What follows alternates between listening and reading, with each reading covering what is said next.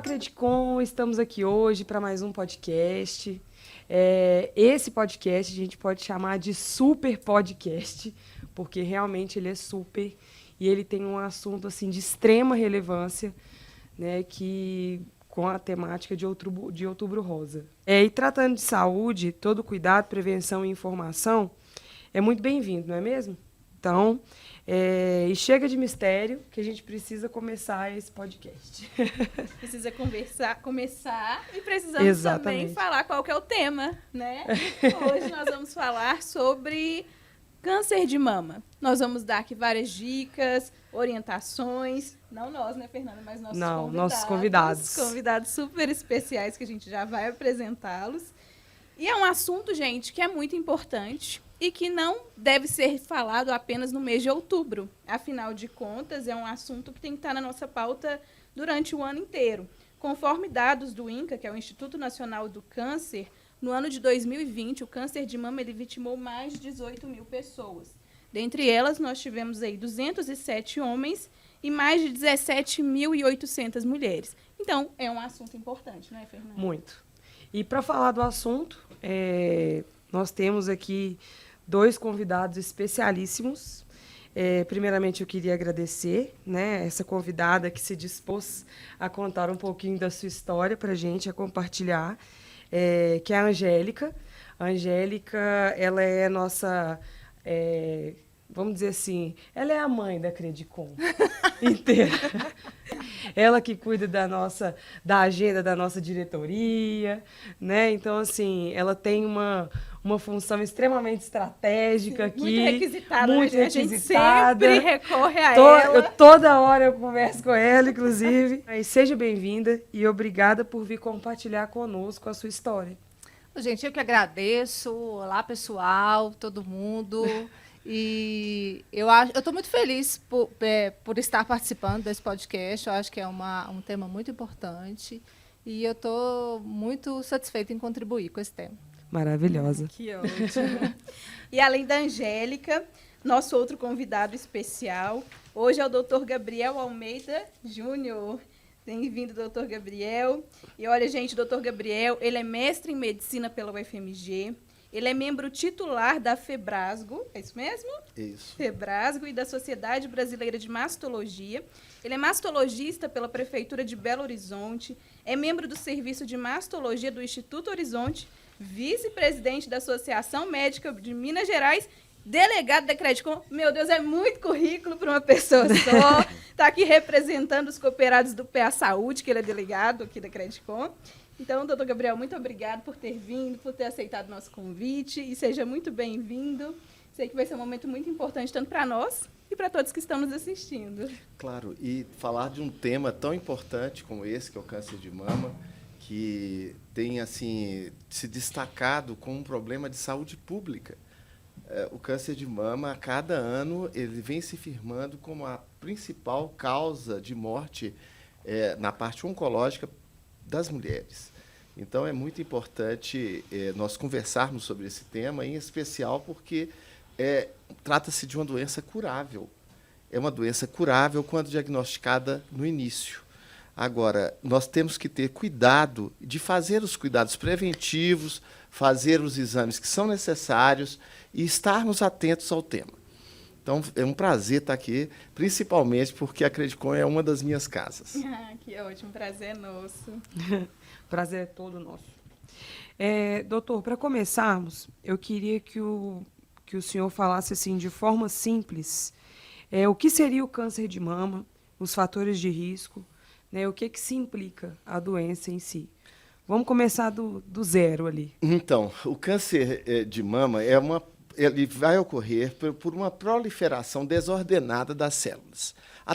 Todos os dias existem modificações nos nossos organismos que podem levar ao surgimento do câncer. Por que o câncer não surge em todos? Porque há uma defesa do nosso organismo imunológica, fazendo com que haja um controle do crescimento desses tumores. Mas desorganização celular ocorre a todo momento do nosso organismo.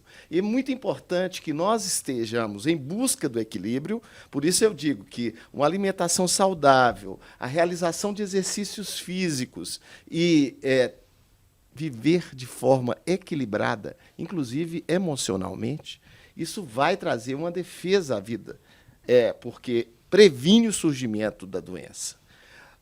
O câncer ele vai se instalar, o que é o mais clássico, é como um nódulo. E esse nódulo ele vai ficando cada vez maior, né, e pode se tornar palpável. Infelizmente, na maior parte das vezes, a mulher detecta o seu câncer. E nosso meio ainda é muito pobre a realização de mamografias. As mamografias, quando realizadas, e se tem a complementação com ultrassom, se a mama é densa ou com ressonância, você vai ter a detecção. Se ocorrer a doença, vai ter a detecção precoce da doença. E aí vai ter a oportunidade de um tratamento adequado e que seja resolutivo, né? Trazendo cura para mais de 95% das pacientes. Realmente, né, assim, já deu para esclarecer um pouquinho, né, como que funciona, né, mulheres, vamos nos cuidar. A Resumindo. saúde de forma integral, né, biológica, psicológica, Total. social. Carol, traz um Rivotril lá pra gente, só umas gotinhas pra gente pingar aqui, para buscar equilíbrio. Eu receitaria exercícios físicos, relaxamento com yoga, meditação e menos medicação.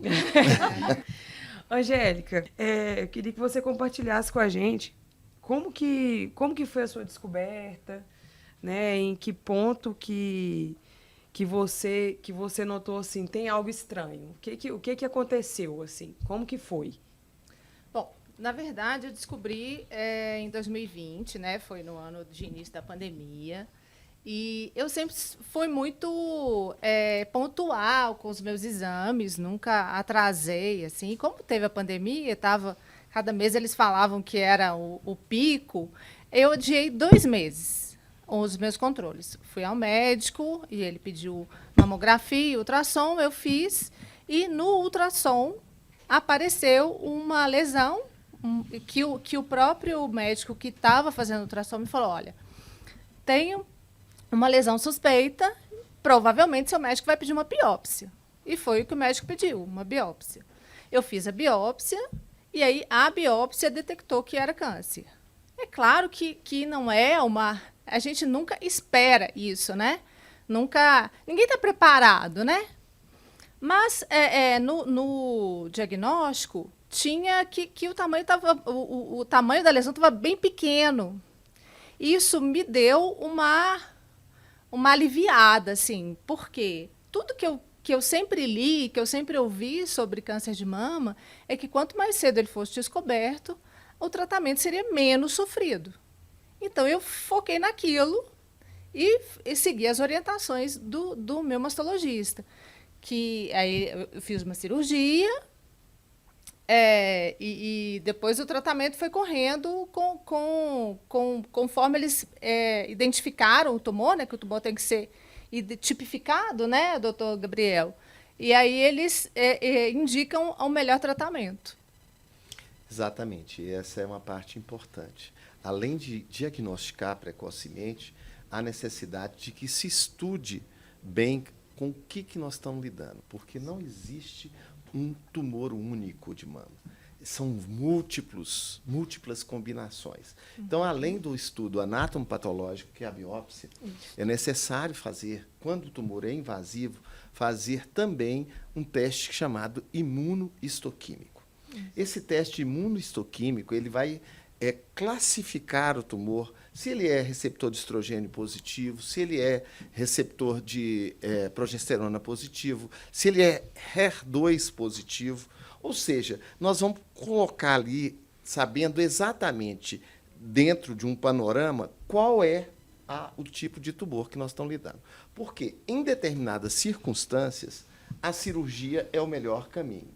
Em outras, é melhor partirmos, uma vez que a gente já sabe que aquele tipo de tumor irá requerer fazer quimioterapia ou algum outro tratamento, já partir para a realização da quimioterapia chamada quimioterapia neoadjuvante.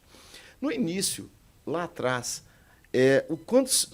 somente se usava a quimioterapia antes da cirurgia, quando o tumor era grande, no sentido de reduzi-lo, porque uma vez reduzindo, você poderia oferecer um tratamento conservador, que é o que você fez, tirou apenas o setor com o tumor, e aí você pode deixar a mulher que tem um tumor grande, ao oferecer a quimioterapia, reduz e opera, reduzia e operava.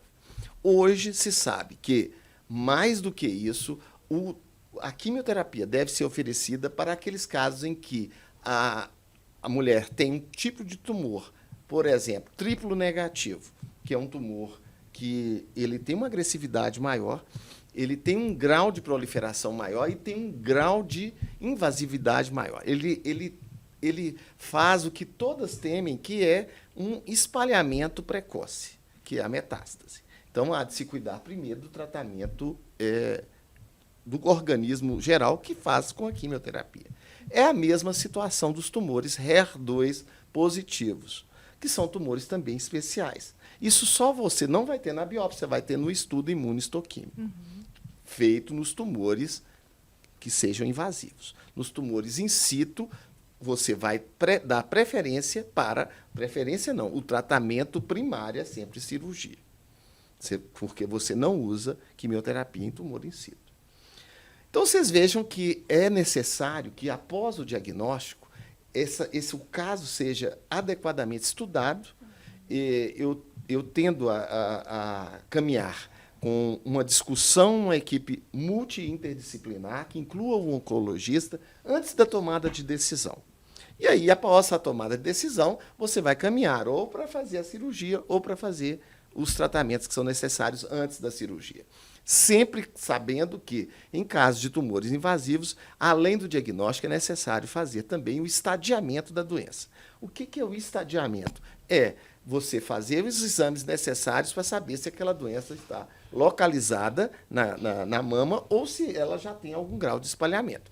Esses são os casos em que são aqueles tumores mais agressivos. É necessário fazer, então, os exames de estadiamento. Então, assim, essa compreensão é necessária antes de se tomar a decisão nos casos de tumores invasivos. E vai do caso a caso, então, né? Como você explicou. Absolutamente. Da individualização do tratamento. Ótimo. E pensando nessa fase inicial mesmo, né? Que a gente está falando da parte da descoberta. Tem algum momento que é mais crítico para a mulher?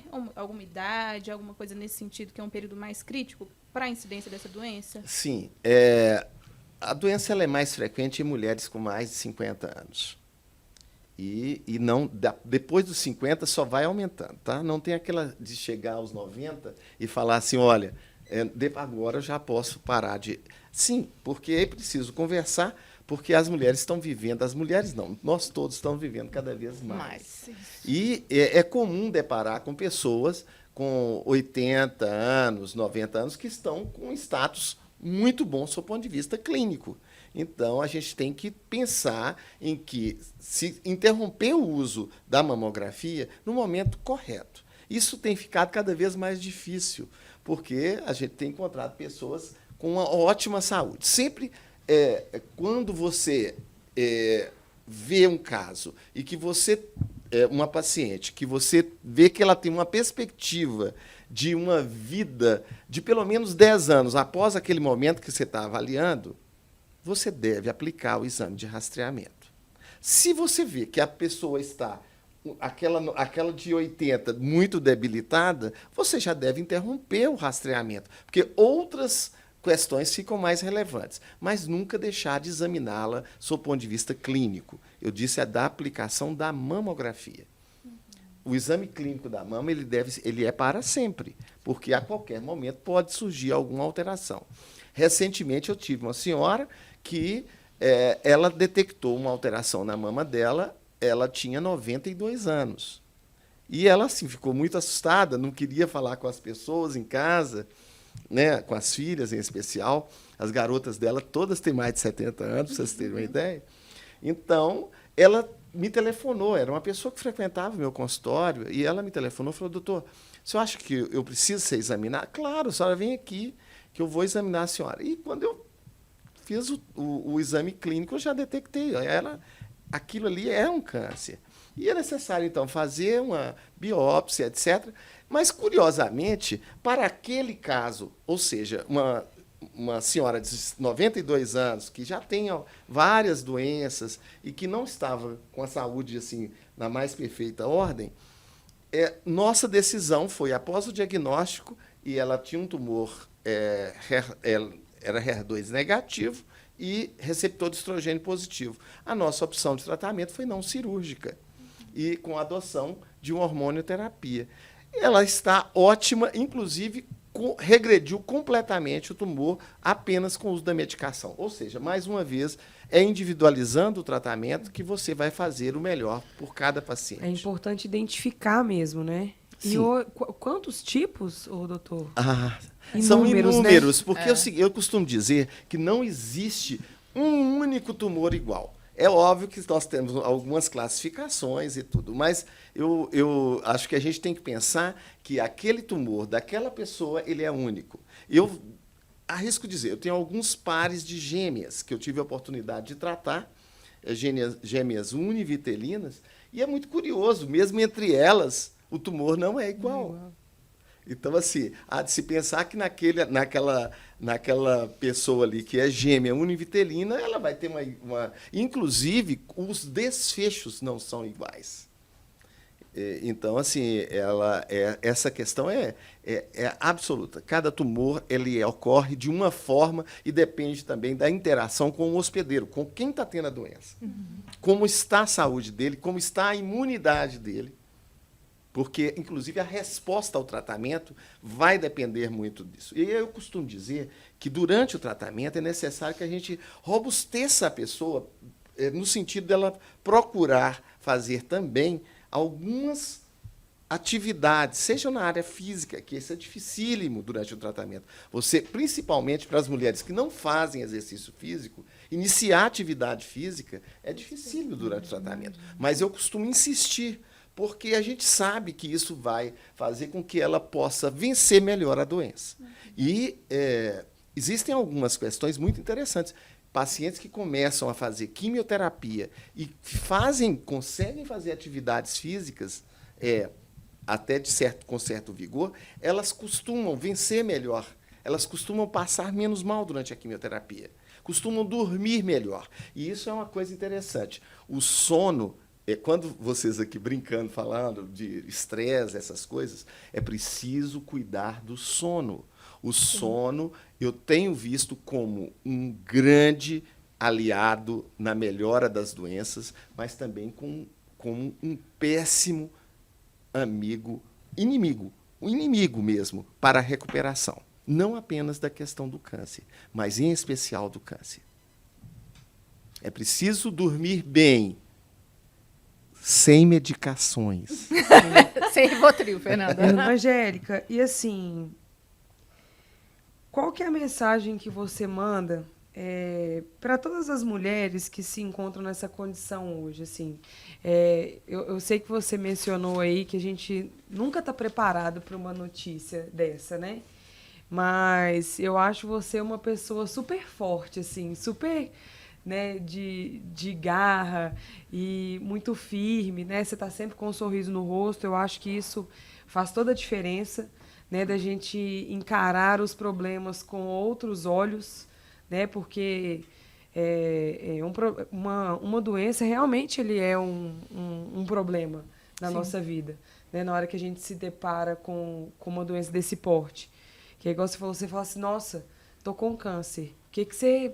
né, você deve passar um filme na sua cabeça. Então, assim, qual que é a sua mensagem hoje para todas essas mulheres que recebeu o diagnóstico, ou que está prestes a receber um diagnóstico, ou que teve teve uma suspeita, fez um autoexame?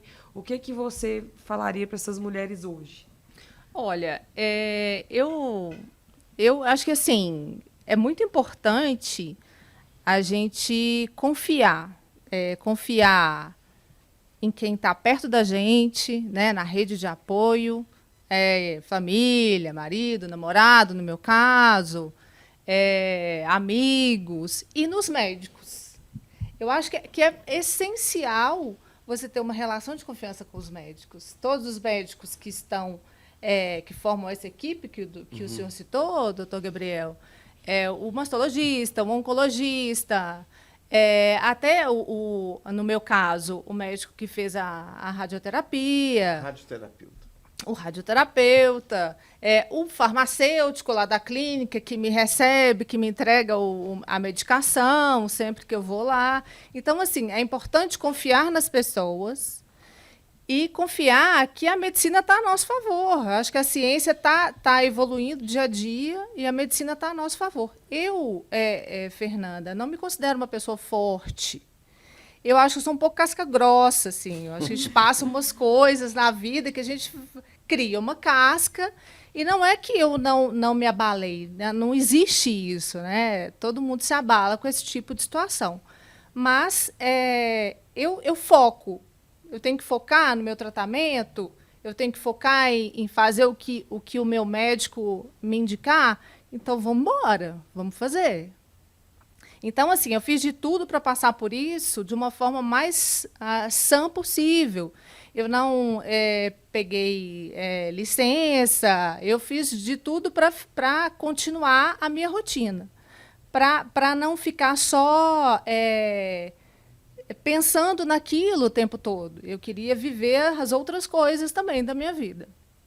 E eu consegui, por sorte, porque o meu diagnóstico foi precoce, foi bem no início, então o meu tratamento foi mais tranquilo do que muitas mulheres, né? Eu fiz só radioterapia, tenho que tomar uma medicação durante 5 anos, e eu acho que as mulheres têm que acreditar que o câncer de mama, assim como o doutor Gabriel falou, não é uma sentença de morte, é uma doença tratável e curável. Então, é nisso que tem que ser o foco. A ciência está aí para ajudar a gente.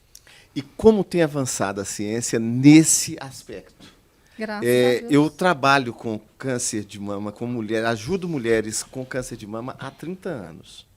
Então, se eu for olhar no retrovisor, eu fico assim encantado como que cresceu o conhecimento nessa área, assim, como que nós tratávamos o câncer há 30 anos atrás e como tratamos hoje.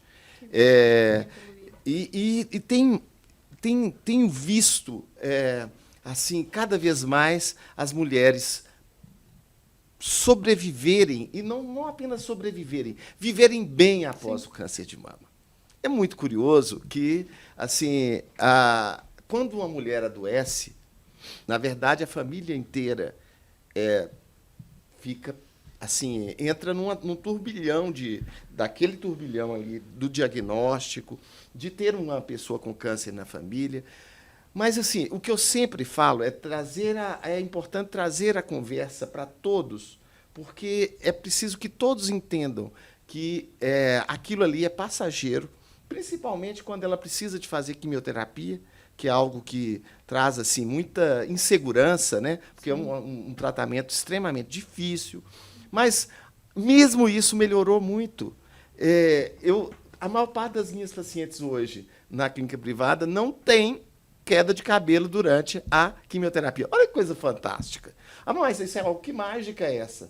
Como é que faz quimioterapia? Existem hoje toucas que fazem, durante a quimioterapia, você faz uso na clínica, e que a mulher faz com que a mulher mantenha a maior parte do cabelo. É óbvio que cai um pouco sempre, mas aquela alopecia, aquela queda acentuada, já não. A não ser que ela não queira usar. Porque tem pessoas, eu sempre deixo muito à vontade, sabe? Que tem pessoas que se sentem, eu não digo se sentem bem, mas assim, que assumem aquilo de uma forma assim, muito decidida. Principalmente após conversarmos que essa queda do cabelo ela é temporária. Assim, e costuma, quando o cabelo volta ainda melhor, sabe? Eu fico até atrás delas para saber o que elas estão usando, para ver se eu posso usar para melhorar o meu, sabe? mas assim, esse é um aspecto que antigamente perturbava muito a realização. De outro lado, também, hoje se sabe que há como se fazer algumas estratégias para que a mulher não tenha tanta náusea durante a quimioterapia, que é algo que atrapalha muito, náusea, vômito, mal-estar. Então, elas atravessam bem. E aí, é importante que elas saibam que aquele período, quanto tempo vai ser? Eu costumo dizer que, em média, esse período aí entre o tratamento, a recuperação, para ela se sentir bem mesmo, é em torno de 12 meses, que ela vai sentir que isso ficou para trás. E aí, a partir dali, ela tem que ter uma outra vivência, que é a vivência após o tratamento. E aí, cuidar da saúde, inclusive mental, espiritual, e uma saúde no sentido global, para que ela não tenha recaídas. Porque se você não faz, você continua a ter, presta atenção bem, se você continua a ter a mesma vida que você tinha antes, a ideia é de que aquilo vai voltar. É preciso que haja mudanças, além do tratamento, que haja mudanças. E essas mudanças, muitas vezes, elas não são fáceis. Agora, é curioso como que, ao chamar a atenção para isso, eu vejo pessoas voltando ao consultório 1, 2, 3 anos depois e me dizendo que, passado aquele período, elas tiveram melhoria da sua qualidade de vida. Isso é que é muito importante, né? É que ela passou por um período que foi muito dramático na vida dela, mas que aquilo ali serviu de um alerta para ela, no sentido de buscar outras opções de vida, de vivenciar as emoções dela, de vivenciar os amores dela. Porque o mais importante, gente, de tudo, eu tenho hoje convicção, trabalhando há 30 anos com câncer, é que, após o tratamento, você tenha uma vida modificada, que seja mais proativa no sentido da busca, inclusive, da felicidade. E faz todo sentido quando você tem uma cura e você passa a amar mais a vida. Não que eu acho que seja certo, mas eu acho que a gente tem que amar cada minuto que a gente está aqui nessa terra. Sim, aproveite. Né? Agora, mais importante mas também... depois que passa um turbilhão de sensações como essa, eu acho que tende mesmo a pessoa valorizar mais a vida, valorizar mais os momentos. Né? Eu acho que a gente teve uma pandemia aí também para poder refletir um pouco isso, as relações. Né? Quanto tempo nós ficamos aí sem se abraçar, sem festejar. Então, assim, hoje eu acho que faz total sentido você amar a vida cada vez mais. Sim. Né? E a cada minuto que você está aqui, você tem que amar mais sua vida. Né? Eu acho que é o maior aprendizado que a gente leva disso tudo. Acontece uma coisa muito interessante também no tratamento, que faz com que elas fiquem mais felizes também. As cirurgias, elas têm se tornado cada vez melhores no sentido de que, quando há uma previsão de que a mama vai ficar disforme, você fazer também junto ali uma oncoplastia. Foi o que eu fiz. E aí, ao fazer a oncoplastia, a mulher vai se sentir melhor depois, vai se sentir mais empoderada. E aí, mesmo quando ela tem que fazer a mastectomia, tem como usar técnicas de reconstrução que estão cada dia melhores. Então, assim, ou seja, ela teve um problema, ela vai superar aquele problema, ela ou vai fazer uma oncoplastia junto, se houver assim, uma mama um pouco maior, ou se o tumor for maior e não tiver tido a resposta à químio de uma forma adequada, ela pode retirar a mama e colocar um expansor e depois um silicone. Ou seja, gente, os recursos estão aí. Eu acho que isso também ajuda na questão da preservação da autoestima. Com certeza. Quer dividir um pouquinho com a gente, Angélica, dessa sua decisão de fazer a oncoplastia? Você quer falar um pouquinho? Na verdade, foi uma indicação do meu médico, porque como a minha cirurgia foi retirada do quadrante, né, doutor Gabriel, que você tirar o quadrante de onde está a lesão, e aí uma mama ia ficar diferente da outra. Aí ele já sugeriu, você quer fazer uma oncoplastia, que a gente vai igualar as duas mamas. Aí eu falei, se a Unimed cobre, Bora lá. Bora. Bora lá, vamos fazer. Então, eu fiz, aí, na verdade, a recuperação é um pouco mais complicada, você tem que ficar tolhida, assim, de movimentos, com os braços e tal, um mês só, assim, e tal. Tipo isso. Aí que eu falei da rede de apoio também, meu namorado ficou em casa comigo, quem lavava minha cabeça era ele, um fofo. Olha, Um fofo. É a melhor Aí parte aproximou, mesmo. né, doutor Gabriel? Também é uma situação que aproxima muita gente, não é só, né? Sim. As pessoas ficam... Tem uma amiga minha também que foi me visitar, e aí ela falou assim, nossa, estou te vendo nessa situação agora, tem 2 anos que eu não faço exame. Foi lá e fez e estava também. Olha para você ver, gente. É curioso que isso ocorre muito. É porque a gente não se liga, né? Tem que dar um start, parece, para poder você se ligar, assim. Eu acho que isso aconteceu muito na pandemia, porque as pessoas, né, se absteram de fazer várias coisas, de ir ao médico, de fazer os exames. Eu falo por mim, assim, porque a gente estava tão cercado pelo caos, né, que a gente... Com medo de com tudo. medo de tudo, né, gente? A gente tinha medo de sair na esquina, pegar Covid, ai, morri. Esse era o medo. Então, eu acho que muitas pessoas, eu vou falar no geral, não procuraram médico, não foram fazer os seus exames de rotina, né? Então, eu acho que isso, eu acho que agora tá entrando mais no eixo, assim, as Ocorreu coisas. uma grande diminuição no registro de tumores, da ocorrência de tumores no período da pandemia. É muito curioso. Olha isso, gente. Aqui, agora, assim, está disparando. Agora uma quantidade de tumores novos. Mas, na verdade, eles não são novos, eles vêm acumulados, né? Sim. Os atuais com os anteriores. Sim. E, assim, é muito importante que aquela mulher que esteja com suas mamografias atrasadas, ela procure realizar, principalmente aquela mulher após os 40 anos, que você perguntou aquela hora de idade, né? Sim. Após os 40 anos, é o recomendável que todas as mulheres iniciem fazer seus rastreamentos mamográficos. É curioso que algumas mulheres... ao chegarem aos 40, elas já vão estar atrasadas. Quais são essas mulheres? São aquelas que têm histórico familiar. Por exemplo, ela teve um caso na família com 40 anos, então ela não deve começar a fazer o seu controle e rastreamento mamográfico aos 40. Ela tem que começar 10 anos antes. Olha que curioso. Naquele grupo familiar, você tem que considerar um caso índice. Por exemplo, digamos que a gente tenha mais de 2 casos. Aí você pega o caso, a mulher que teve... Qual foi a idade que teve? Foi 40? Então tem que começar os cuidados aos 30. E aos 30 não é fazer mamografia. Porque a mamografia, no geral, ela não vai ser reveladora de tumores. Aos 30 anos, as mamas são mais densas. E aí esse rastreamento ele tem que ser individualizado e trazido para o lado da ressonância magnética.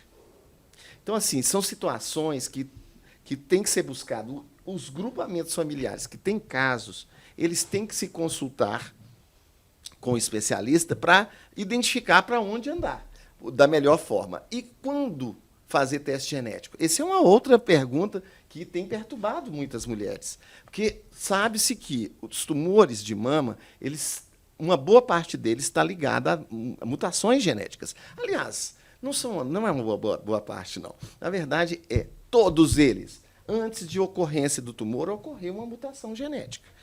Só que, ainda hoje, nós não identificamos todas as mutações. É apenas isso. Nós não identificamos mutações para todos. As mutações sempre ocorrem.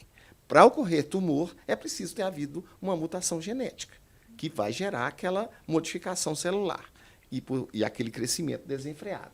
Então, ao fazer todos hoje, ao ter um diagnóstico de câncer de mama, devem um dos médicos a atender essa paciente deve ser um geneticista.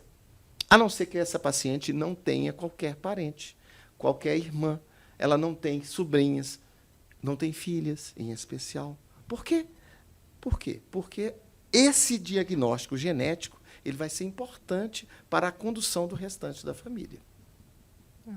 E aí você pode fazer uma consulta com o geneticista clínico. Eu sempre recomendo isso, porque nem todo mundo, depois de receber as explicações do que é um teste genético, das implicações dele, etc., vai querer fazer. É muito curioso. Eu tenho grupamentos. O primeiro grupamento familiar que eu atendi com mutação, nem todas as mulheres quiseram fazer.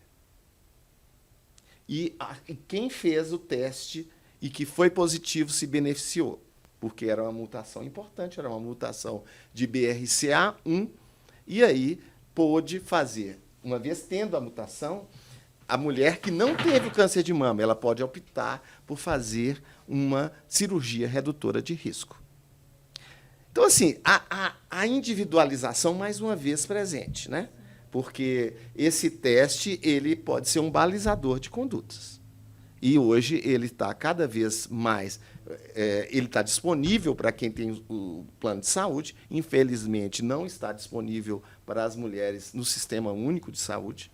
Mas, assim, eu acredito e tenho fé que isso em breve vai ocorrer, principalmente porque nós já conseguimos aprovar lei facultando a realização do teste. A lei já está aprovada aqui no âmbito da Assembleia Legislativa do Estado de Minas Gerais, faltando apenas fazer com que... O governador, inclusive, já sancionou, e está faltando apenas fazer o trâmite para regulamentá-la e fazê-la estar aí disponibilizando o teste genético para todas as mulheres que dele necessitarem, mesmo aquelas que têm atenção pelo Sistema Único de Saúde.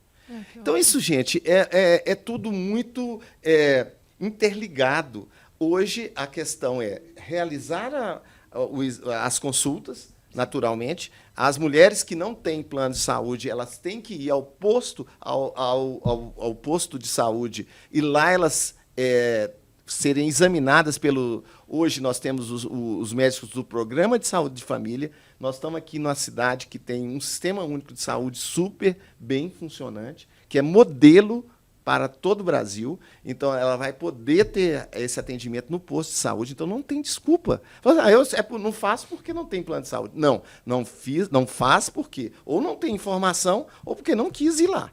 Porque, se for lá, vai ter... Agora, nós estamos com um problema no Sistema Único de Saúde que nós ainda não conseguimos resolver. É que a mamografia é só a partir dos 50 anos. Mas isso aí, aos poucos, vai sendo vencido. Mas, assim, é importante que aquelas, em especial, que têm mais de 50, que fiquem muito atentas, porque, olha, gente, você tem ideia de qual que é o número de mulheres a cada grupamento de mulheres que terá câncer de mama? Não tem. 1 em cada 8 mulheres que viverem até 75 anos. Isso eu estou considerando até 75. Se nós considerarmos que as mulheres têm vivido cada vez mais, esse número ainda é maior. Então, assim, é um câncer muito incidente. E se ela tiver um diagnóstico precoce, não tem problema, ela vence aquilo e vai continuar a vida dela, às vezes até melhor. Sim. E, doutor, uma pergunta que a Lorena até mencionou aqui no início. Na verdade, nós tocamos nesse assunto, que hoje o câncer de mama ele não atinge só as mulheres, né? Tem muitos homens também que têm o câncer. É devido a alguma proliferação também? Ou geralmente está ligado a algum estilo de vida? Como que é isso? Não é hoje, né? O câncer de mama, né, sempre incidiu em homens. Só que os homens... quando eles têm o problema, só para você ter uma ideia, eu trabalhei durante 30 anos no âmbito do Hospital das Clínicas, da UFMG, onde eu tive a oportunidade de atender um número enorme de homens com câncer de mama. Geralmente, eles têm mais de 50, 60 anos, eles têm diagnóstico tardio. É muito raro um homem ter diagnóstico precoce. Ele não é o foco deles, porque né? ele está menos atento ainda que a mulher. O outro ponto é que não está recomendado, e não é recomendado, que o homem faça mamografia de rastreamento. Normalmente, a mamografia no homem é feita diagnóstica, já quando nota alguma alteração. Principalmente porque ele não tem aquele tecido que a mulher tem para ser comprimido e fazer o exame, né? Mas é importante que os homens fiquem atentos, que eles observem, tem uma auto-observação do seu... Observe o seu corpo. Se tiver alguma dúvida, procure consultar-se com seu clínico ou vá direto ao mastologista para fazer um exame clínico. É muito curioso que a maior parte dos homens que eu recebo no consultório, eles vêm de dermatologistas, de clínicos, de cardiologistas, de geriatras. Porque o mastologista é médico de mulher, né, Gabriel? Eles têm essa visão e aí eles ficam até muito constrangidos quando chegam ao consultório e vem aquela quantidade de mulheres. Eu procuro orientar minha secretária para marcar num horário assim mediano, né? que ele não tenha esse constrangimento de estar ali com muitas mulheres, etc. Porque, assim, realmente é algo que ele tem que se sentir bem e fazer todo o processo que é necessário para um diagnóstico e um tratamento. E, principalmente, se for o homem, é indicado que 100% deles façam um teste genético. Porque as mulheres, as filhas em especial, elas têm risco maior de terem câncer de mama. Olha que coisa curiosa. Esses homens normalmente têm mutação. É muito alta a presença de mutação de um gene chamado BRCA2, e que aumenta muito o risco para as mulheres, não só de câncer de mama, mas também de ovário. Importantíssimo isso. Demais. Né? Ô, Angélica, uma pergunta para você. Teve algum caso na sua família antes de você diagnosticar? Não. Depois que eu tive, eu fiquei sabendo de uma prima. Mas quando eu menciono isso com os médicos, eles falam que a prima não tem muita... Não é determinante. Uma prima ter não significa que eu tive porque ela teve, vice-versa. Mas, fora isso, não teve nada. Usualmente, os casos que têm algum link genético... Normalmente, existem casos nos pais, né? A mãe em especial teve câncer de mama ou de ovário. Isso é importante, que às vezes ela não teve de mama, mas teve de ovário. E hoje se sabe que, com a realização de painéis cada vez maiores, nós temos também a possibilidade de prevenção de outros tipos de tumores, painéis, que eu digo painéis genéticos. Hoje não se faz só o BRCA, que é o que é mais frequente no câncer de mama, mas já se faz, no mínimo, um painel de 20 genes. Olha que coisa, aí você vai estudar também as chances de ter risco para intestino, porque tem link também, alguns tipos. Eu tenho pacientes que tiveram câncer de mama, principalmente naqueles grupamentos mais jovens, e que logo, 2 anos depois, ela nem era tempo dela fazer colonoscopia, né, ainda, ela teve câncer de intestino. Aí, por isso é importante, é uma população diferente, então tem que ficar atento a todo o organismo, né? E fazer. O teste genético ele vai ajudar muito a delinear os cuidados que serão necessários para as mulheres com câncer. É muito importante que assim, todo esse conhecimento seja repassado, porque eu fico assim impressionado de como as pessoas ainda pensam o câncer de mama como há 20 anos atrás. E mudou completamente. Nós estamos vendo aqui uma pessoa que está linda e maravilhosa aqui, e com uma vida plena depois de um tratamento da doença. E a todo momento eu vejo isso, tá, gente? Isso é o meu dia a dia. E é muito curioso que, assim, eu esses dias recebi a visita de uma paciente que eu operei no ano de 92, quando eu era residente. Olha para você ver. Ela foi ao consultório, porque ela mudou-se para o interior, foi me levando doce de marmelo, carne de sol, porque ela estava morando no norte de Minas, ela aposentou, mudou a vida dela, está morando por lá. Eu falei, mas por que a senhora resolveu vir cá? Eu indiquei um médico para a senhora assim, doutor, eu queria que o senhor me visse, queria que o senhor soubesse que eu estava vivo e que eu estou bem. Eu fiquei muito feliz com a visita, ótimo, né? E ela se deslocou, pensa bem, ela mora depois de Montes Claros, para vir aqui para uma consulta dessa. Ela falou assim, eu sou muito grata, né, de estar bem e vim cá para vê-lo, quando estou comemorando 30 anos do tratamento. Olha para você ver. Fantástico, né, gente? A gente está falando aí de que há 30 anos atrás as pessoas não enxergavam cura, né?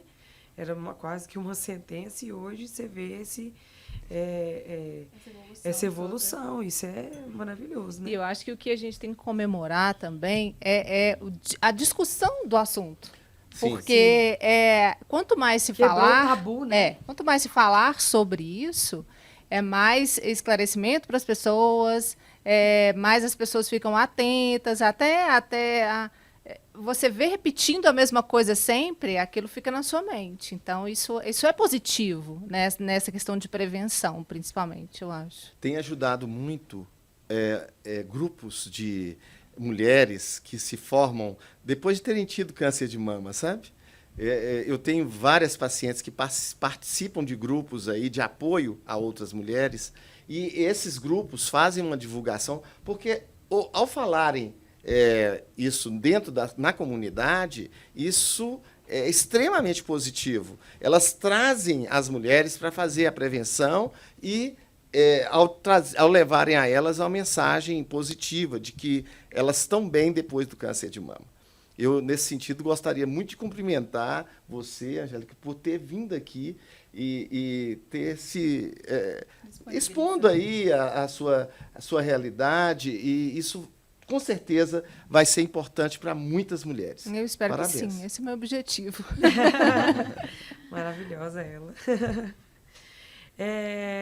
Então, pessoal, esse foi o nosso podcast, super podcast desse mês especial de Outubro Rosa, com esses 2 participantes maravilhosos. Esperamos que vocês tenham gostado, que vocês tenham aí acompanhado todas as dicas do Dr. Gabriel, né? Que vocês tenham se sentido um pouquinho parte da história da vida da Angel, como nós chamamos ela aqui, da nossa querida Angélica. Ela é muito querida por todos da Credicom, tenho certeza. E eu acho que todo mundo que assistir vai ter esse mesmo sentimento. E, Angélica, assim, você é forte, você tá sempre feliz, está sempre sorrindo, né? Eu acho que isso é o que mais importa, né? Toda vez que a gente cruza com você nos corredores, você está aí nessa alegria, nessa energia positiva, e é isso aí, né? Eu acho que isso faz toda a diferença para você lidar com todas as dificuldades. Viu? Muito obrigada por você ter participado com a gente, né? Vale ressaltar que a Angélica nos procurou aqui no marketing e sugeriu esse tema. Olha. Então, assim, eu acho que ela é, assim, é o ponto, assim, de sucesso desse podcast, né? Então, eu queria te agradecer mesmo por você deixar a gente participar um pouquinho da sua vida. Não, eu que agradeço. Eu acho que eu sugeri, realmente, porque eu acho que educação é a gente falar e falar de novo, até aquilo internalizar nas pessoas. E eu acho que é um tema que não é incansável, porque ele está acontecendo todo dia, ele se repete. Então, quanto mais a gente falar, eu acho que é positivo. Com certeza. Eu que agradeço, gente. Obrigada pela oportunidade de contribuir. Eu que agradeço. Obrigada, gente. Obrigada. Eu que agradeço pela oportunidade. Parabéns a todos vocês. Parabéns à Credicom por abraçar esta causa. Eu estou muito orgulhoso de participar desta empresa que abraça a causa da saúde e do bem-estar das pessoas. Muito obrigado. Eu que agradeço, doutor Gabriel. Obrigada, gente. E o pessoal também que compartilhem, né? Exatamente, compartilhem. Possíveis. É bom só lembrar uma coisinha que me veio aqui. A gente sempre fazia o corte de cabelo solidário e era muito legal porque nós convidávamos os funcionários da Credicom para fazer esse corte. E esse ano, gente, a gente não vai fazer essa ação específica do corte solidário, mas o André ele tem recebido as mechas.